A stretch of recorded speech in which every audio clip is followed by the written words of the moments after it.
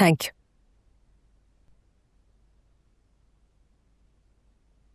छोड़ा है वजी भाई को? हाँ। बहुत परेशानी हो रही है मुझे उनकी।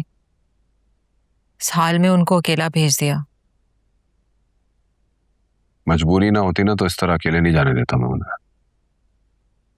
अच्छा सुनो, वो रोशनी को क्या हुआ है? मैंने इस मूड में आज से पहले तो उसे नहीं देखा। वो मैंने तुमसे कहा था ना कि वो उसकी तबीयत ठीक नहीं है। तुम दोनों के बीच में कुछ झगड़ा तो नहीं हुआ है ना? सच सच बताना, झूठ नहीं बोलना मुझसे। नहीं, मेरा किसी से कोई झगड़ा नहीं हुआ। तो फिर क्या यार?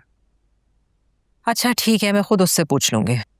मैं आलियान के सामने बात नहीं करना चाह रही थी, वरना मैं पहले ही कंफर्म कर लेती। पक्की बात है ना कि तुमने उससे कुछ नहीं कहा है? मैंने उससे सिर्फ ये कहा था कि अपनी बहन को काबू में रखे। अब क्या किया है उसने? वजी भाई को फंसाने की कोशिश कर रही थी। What? Gee, that's disgusting. Yes. मतलब, और वजी भाई? ऐसा सोच भी कैसे सकती हो तुम? हाँ नहीं।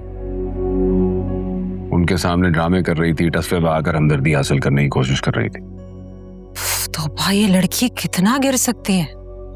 अभी मैं कहूं कि उस दिन मुझे देखकर वजी भाई के कमरे से क्यों चली गई हो? वो उनके कमरे तक पहुंच गई?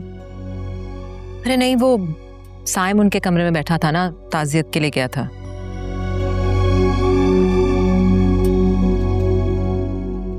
एक और बात मुझे नहीं समझ आ रही, ये साइम वजी भाई को थैंक यू क्यों कर रहा था? क्या उन्होंने उसकी कोई फाइनेंशियल हेल्प की है? आयमा तो कंफर्म इसी चक्कर में। क्या?